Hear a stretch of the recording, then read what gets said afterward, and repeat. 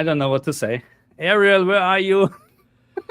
So what happened is my phone ran out of battery and then it shut off. So I'm charging it right now. It should take like 3, 4, 5 minutes, and then my face will be on screen after that. So That's okay. No worries. Okay. So I'm here with yeah, Ariel in the background somewhere, and Carlos, ShortFuse, RenoDX creator. How are you? Good, good. It's a pleasure to be here. Nice meeting you all, and Marcus and Ariel's camera picture. Yeah, no, that's fine. He's very shy, you know. Usually, now we're getting there. We're getting there. Hey, we just need to wait a little bit for him, and then I think we can start. But so there was Adam was not able to join unfortunately today, but that's fine. And yeah, I have a lot of questions actually for you, Carlos, but I would like to wait actually till. no, let's go. I'm here. Okay, Like okay, if you okay, can okay. hear me, let's go with it. So first question is, why do we need you actually? It's don't get me wrong. Well, Why let do me we need answer. Well, let me mods? answer that question. Let me answer that question for you. I think the RenoDX HDR mods are the absolute best we have, and nothing comes even close. Especially for these very, very bad looking games on HDR for whatever reason, Absolutely. creators' intent or broken. When you see a RenoDX HDR, that's the best version of the HDR you can get on that game. So I'm really Correct. interested to know if you can, show us how to do it, what it takes.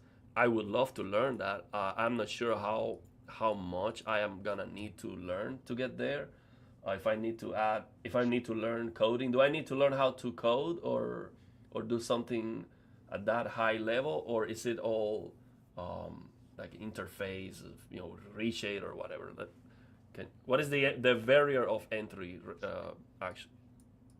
I mean, there's like three questions there, but well, let me start off with why this exists, right? I guess is the first. Well, we'll start with saying why this exists and why you should use it or why you should consider using it.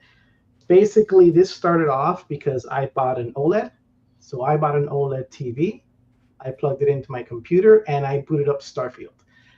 And after that, that kind of led to a chain of events of saying I bought a TV that's OLED that has amazing black, amazing peak, 800 nits, and this is what the gaming industry says that I should play it, how I should play it, which is, in my opinion, just pretty horribly low contrast and kind of a waste of an OLED.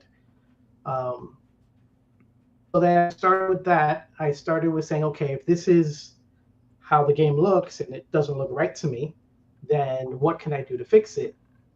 And then I started off with fixing the LUTs, and I didn't even know what LUTs were until a week after I bought the game.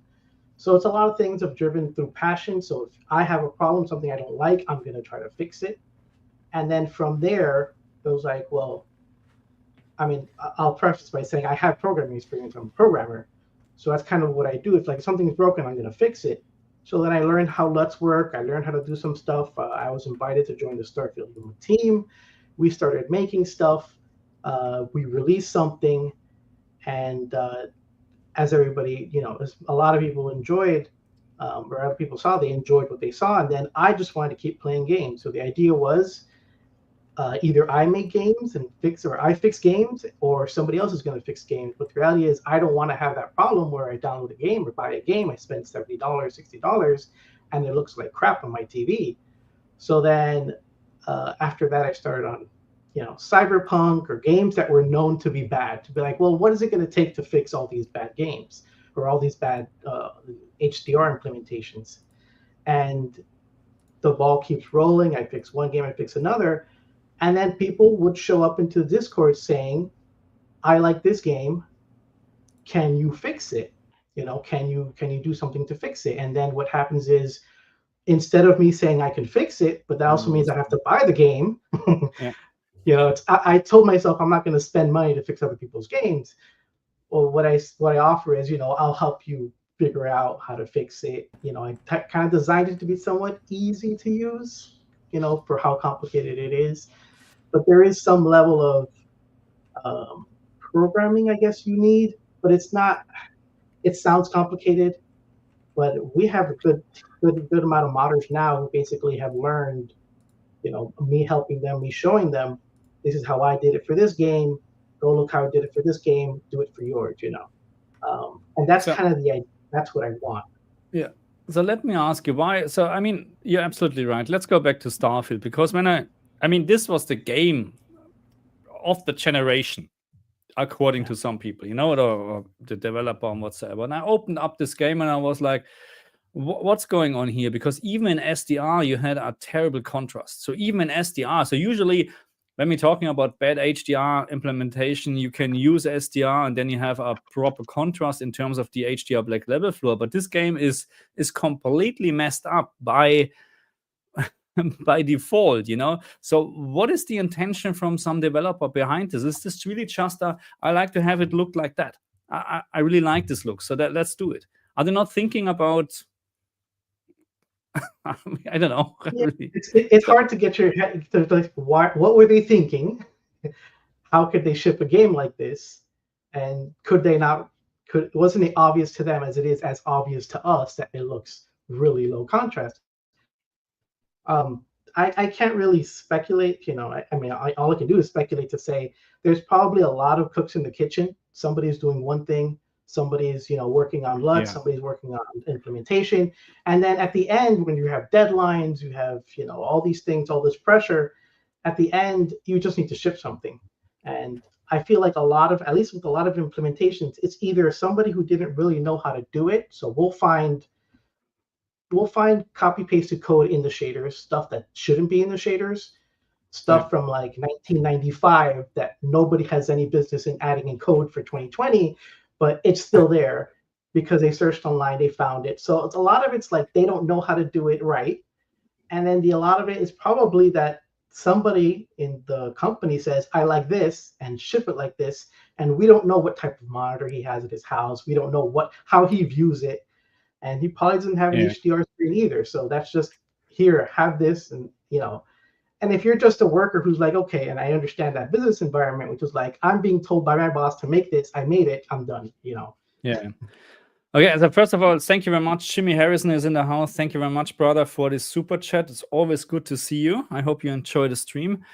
And yeah, Carlos, you're absolutely right, because I talked to maybe 2 or 3 developers from bigger companies so far. Can't tell names. They always like to stay in the back, and they're telling exactly what you're telling me. Even they have very good ideas in regards of what they know how a game should look like on an OLED screen or LCD screen. They have very limited saying actually in this, because it's at some point there's the creative director whatsoever and said, no, we do it like that. And I just remember, so when I tested Alan Wake 2, the main game, I was actually really, really happy with the HDR implementation. Yes, there are some scenes where they intentionally are not using the full maximum peak brightness for specular highlights, but the black level floor is always actually pretty good. Actually, in when you need it, spot on, okay? That's really good. But then we have the download content, the 2, Lake House and the other one I forgot anyway. And I didn't do a video about that in regards of HDR because it's just bad. It's really just bad. And I talked to someone and I said, yeah, he was not responsible for the HDR implementation anymore because it's a download content. They're moving on already. That's different people doing this now. It's not that important anymore. That's really, you know what I mean? That's really a thing I don't like, because you should keep the quality up, or you should actually improve it, but it's not happening. I mean, there's also another aspect, which is the fact that not everybody has the same display. So even in our Discord, we get people who would say it looks crushed, it looks wrong, and we'll help them. They'll realize that their display is crushing blacks, or it's not calibrated properly. And the problem is either the game itself is going to fix that, which they won't, or you should allow the tools for somebody to tweak their image to their liking. 1, because not every monitor is the same, and 2, because not everybody is in the same environment, maybe their lighting, maybe they have daylight environment, Yeah. and Correct. you can't just say, well, this is one thing that's going to work for everybody, and especially with HDR, because I have a screen that's 800 nits, somebody else might have one that's 400, somebody has 2000, and if you don't have a good level of scaling there, then nobody's going to be happy. Yeah, I know. I mean, look, I would say, so if everybody has a perfectly calibrated and suitable HDR screen, all what you need is a game who supports the HDR system level calibration, because then everything should be the same on all the screens. But again, you're right, it's not the case. You don't know what settings they're using. You don't know what picture mode they're using. And people tend to like different things. So I like warm 2 on my LG OLED TVs, warm 50. Many people saying, what are you doing? I like 0, because the game mode, I don't know why LG is always shipping with a very coldish look, For me as a calibrator, I can't have that. But some people say, no, I like this. Okay, go for it. Okay, that's why we need options. That's why we need a menu in the restaurant, because people like to choose, Yeah, and you bring up the... Go ahead, yeah. Sorry? Oh, sorry. I've been here in the background listening. Can I ask you if correct in this? Because I found this shader on Reshade that removes color tints, and it is the P001 PROD8001 correct color, I think. And when you remove the color tint, the black floor gets fixed. So what I'm thinking is the color grading, when they decide to add a green tint near black or blue or a yellow tint, that's what is messing up the black floor. And I don't know why adding a color tint, because I understand if you're an artist and you want to have your green near black, that's fine. If that's your artistic, and I don't like it, but I'm okay with it. But I believe there is a way to add a color tint without raising the black floor completely. So you lose the perfect blacks, you affect the contrast in that way. So they should, I think, be careful in, you want to add a color tint to make sure you don't raise the black floor like that completely. You're right, because that's actually what happens in Starfield. So Starfield would say, we want this to look faded out like a 1970s film, which was very faded out, and we want it to have like this green tint. So if you were to go to like your video authoring tools, you go to Resolve or whatever the other one was called, and you would have 3 options. You have lift, you have gamma, you have gain. So when you go to those authoring tools and you say, let me push up the lift, what you're doing is you're raising the black floor. So what happens is, by raising the black floor, it says, well, everything is going to have 5 nits of red. So if you're in that, you're in Mars, you want everything to have that red, including your shadows. And if you're on that other planet, which is green, then you want it to have green, and then something else for blue. That's kind of how Starfield worked. But what we had to do, and one of the parts of fixing the LUTs, which is that basically says, if it's black, turn it into red. If it's green, then turn it into this other color. That's the lookup table, the LUTs. And it would say, what we had to do was say, okay, if it wants to push up 5% green, then we're going to bring it down 5% green, so it's 0, and then we're going to take the first 5 or 10% and make it green. So we'll multiply it. It's a math thing. It's basically how you would one method of fixing the lifted black levels. That's one of the reasons they have lifted black, which is intentional. But also there's a lot of things which we were saying before, which is like, how do people normally grade SDR? That's how they grade SDR. That's not how you normally grade HDR. It's very rare to have HDR and just add to black. That's something you do in SDR. And SDR has you can probably get away with 0 to 1 nits or 0 to 0.05 nits, and you can just add to it, and it's not going to matter, because SDR is not supposed to go that low. Dolby says black can go to 0.02 in SDR, but for HDR it's 0.0001. So 0.0001. Yeah. Okay. So why I'm seeing always 0.05, That's a very common HDR like level race, you know, always 0.05. There's 0.005 and 0.001. I can't tell you off the top of my head which is where. I know there's two numbers. One comes from Dolby and one comes from the ACES, which is what they use for movies. But basically, the point is that there's a difference. HDR can go much lower. And if you don't have a screen, and if you're not worried about people with their screens being able to see less than 0.02, then you don't care to lift it 0.02.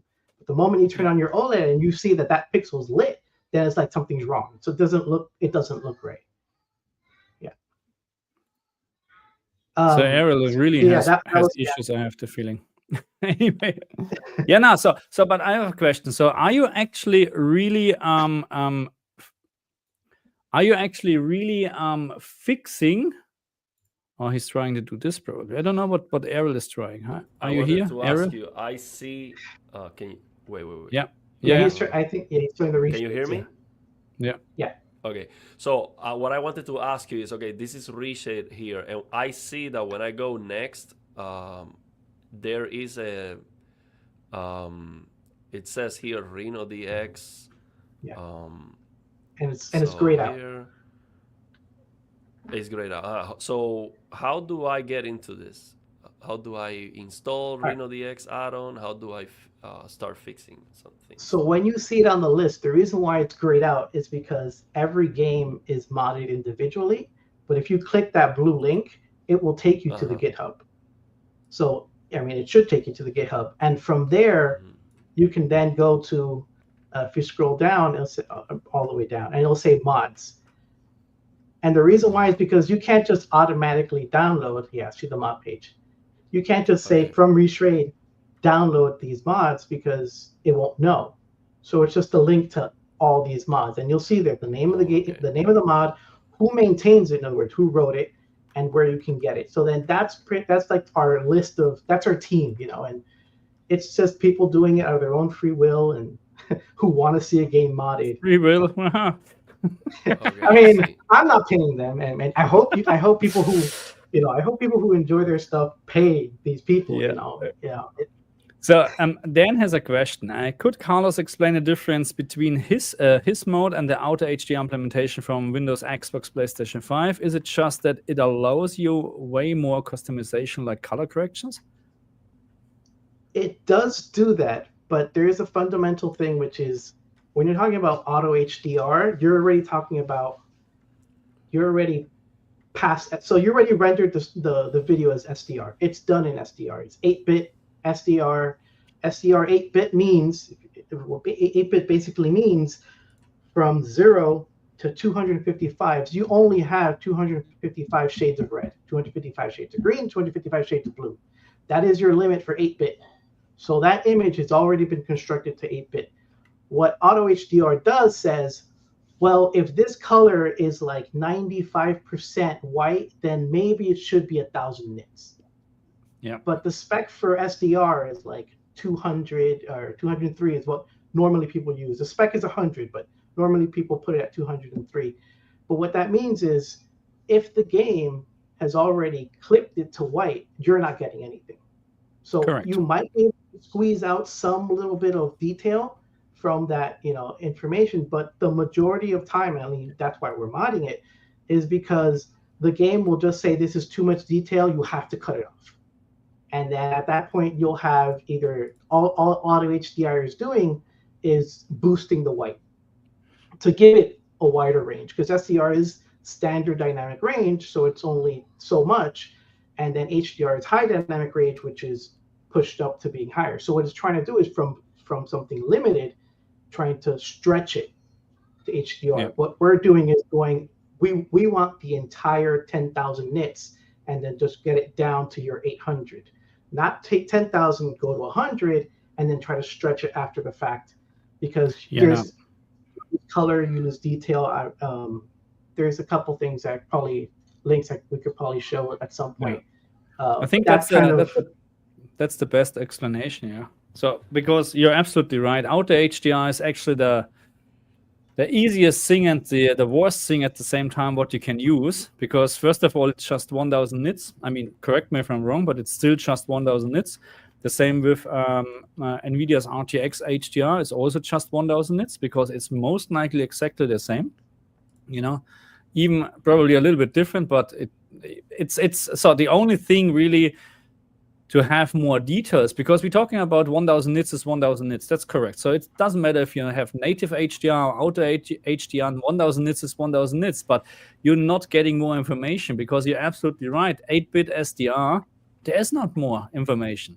And there's this very good video on YouTube about, I think, the game, what he's showing, the creator is Rune, I think, where he compares native HDR with auto-HDR and NVIDIA's RTX. And just with the native HDR implementation, you can actually see details. The maximum peak brightness is exactly the same in all three side-by-side comparisons. But just native HDR shows really details. And also, you can't separate the UI. So if you have a UI that's a white piece of paper, then you're just going to be blinded by that. It's going to push it up to 1000 because it says it's 255. It says it's 100% white. And then since what you're doing is saying, well, 100% white should be 1000, then there's no difference. Then you're going to have that blinding effect when you're looking at anything that's UI, because usually UI is white. I mean, that's in SDR, it's almost always white. Subtitles, UI, everything is usually white. So when you do the RenoDX HDR mod, is that using the HDR from the engine? How is that different from auto HDR?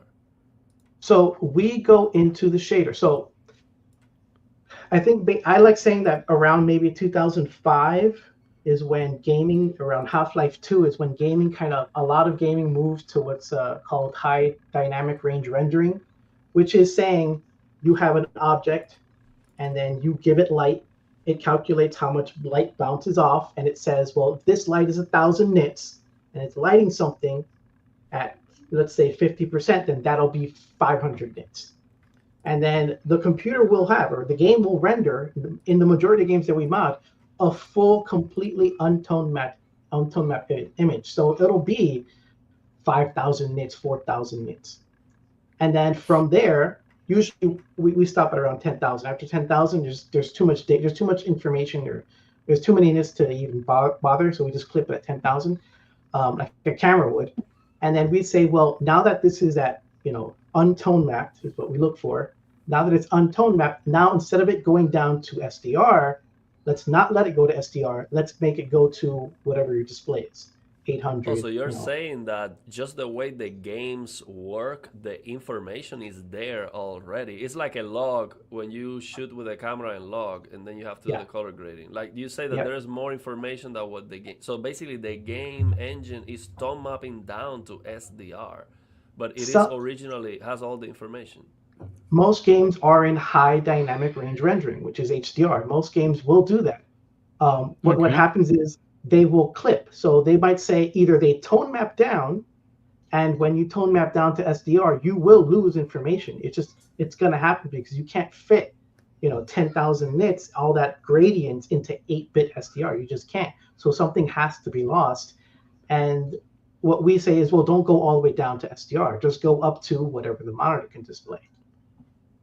Wow. So what you're doing then is you are tweaking the tone mapper of the game engine itself. Yeah, that's what we're doing. We're saying, well, we want almost all video games render as with what I would say is like a virtual camera. It's a camera. It accepts light. There's exposure. There's aperture. And it basically collects the image, or it takes a photo, and then it has to compress that photo down to tone mapping. Some games don't even tone map. So when we fix that, we add a tone mapper, then it's just the difference is massive. Some games tone map, but you still lose information. And then some other games tone map to SDR, but they don't do a good job. So they still clip. There's a couple games, I think even Cyberpunk and another one like Tunic or whatever, where I wrote another tone mapper for it, or I added another tone mapper. So even if you're playing in SDR, you can get a better tone mapper than what the game originally offers. Okay. And let me ask you, why do we see color banding with native HDR implementations of the game, even if, I mean, because tone mapping, I mean, color banding happens. Of course, the display native gradation matters, but color banding happens because you have a harsh transition of colors. Yeah. So let's say on SDR, you were saying we have 255 shades of red. On HDR, we have more shades of red. So you can smooth out the transition from the darkest shade of red to the brightest shade of red. So if you have more amount of transitions, of course, it can be smoother. But why we have native HDR with so terrible color banding then?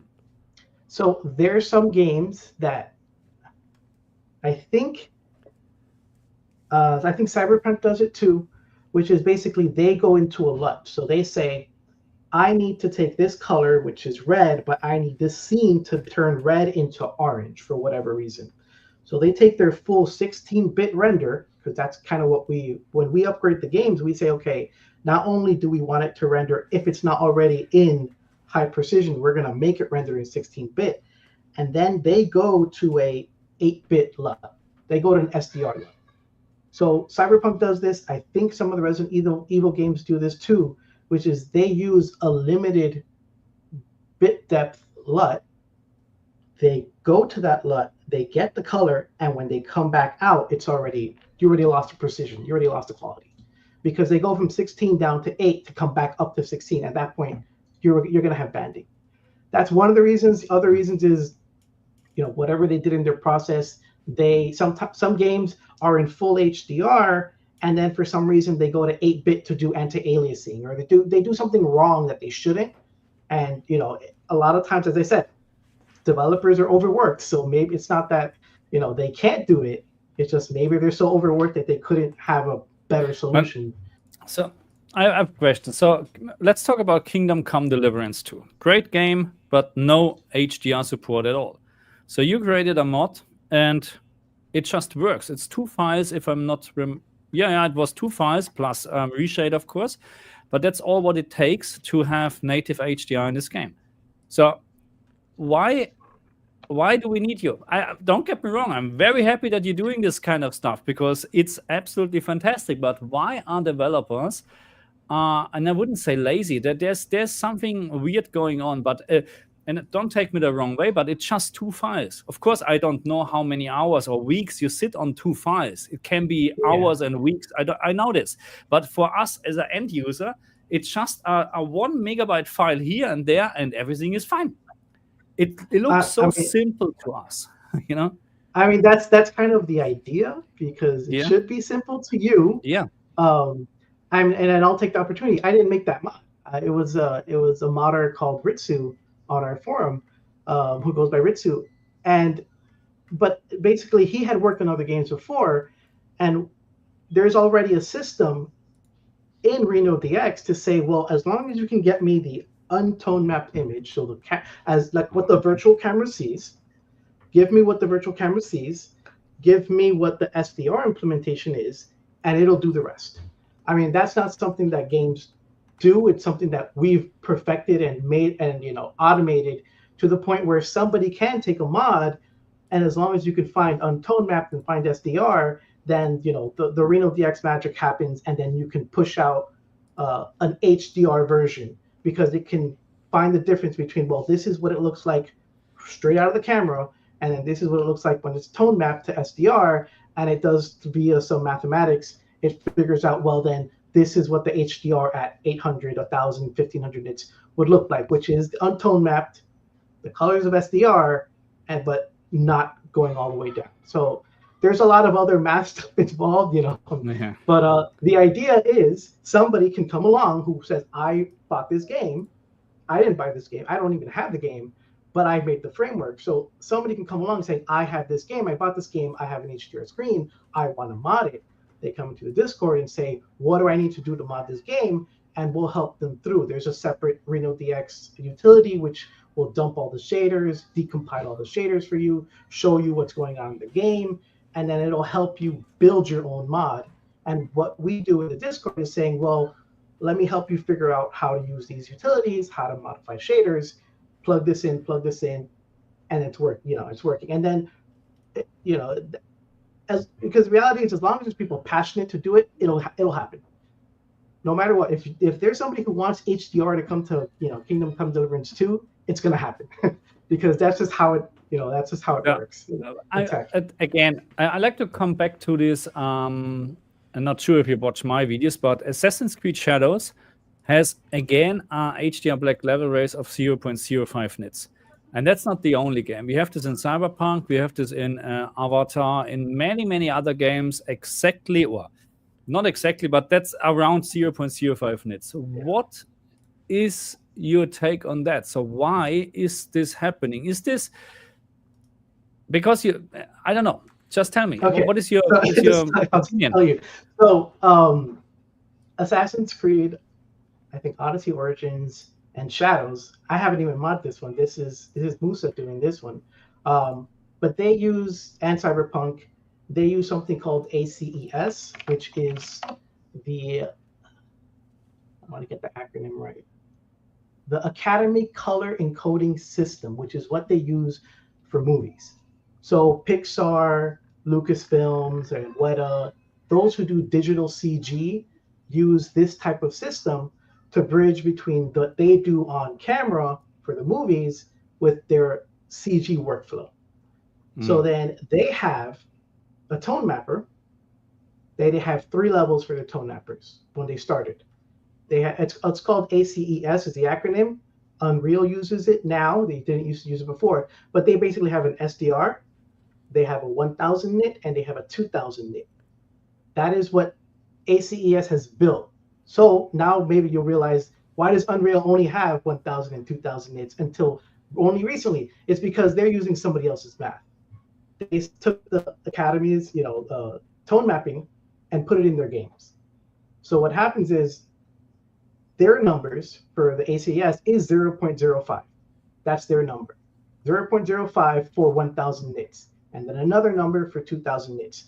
But everything in between, you're on your own. So what happened in Cyberpunk is they started with the ACES, and something with their color grading, the math didn't really work out. So they just started messing with numbers. I'll be honest. That's what it looks like to me.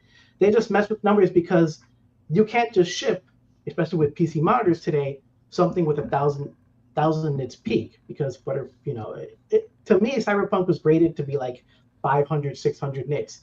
And I don't know if you noticed this, but in Cyberpunk, if you move the peak nit slider, it'll just stretch it. Colors will get more saturated, just because the math that they use is not scalable. So they had to figure out a way. Well, we know this is what the industry uses for CG and whatever, and we're going to try to use that.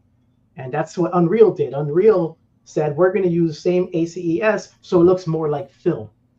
And to their credit, it does look a little bit more like film, but I don't think they understand why it looks more like film. They're just plugging in something that's popular into their games and hoping for the best is the reality. And let me ask you, I'm sure with all the work you put into this, you've seen the potential of what you've created. Basically, you're saying you already have like the transformation math done to go from the base, let's say, from all the information that the games usually have, go down to a tone mapping, HDR tone mapping. So it makes it easier to implement and all of that. That transformation you have already set up, that automation, can you just sell that to Epic and for $1 million or something like that? That would be like easy money for them. I mean, they can just use that and then fix all the games, right?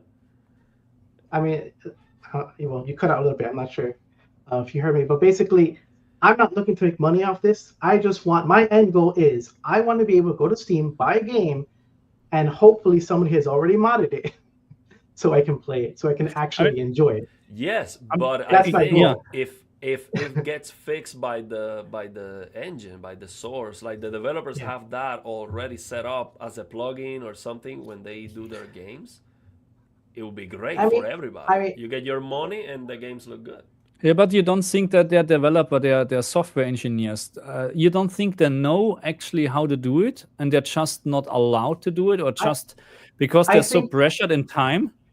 no, I don't. Yeah. I don't think there's enough information out there to know how to do Oh, it. really? I mean, I just don't think there's enough information. So you kind of have to like do what we did, which is spend a year figuring it all out, how to build something that's scalable. And we're still not. I mean, we're still not done. There's a lot of quirks with SDR.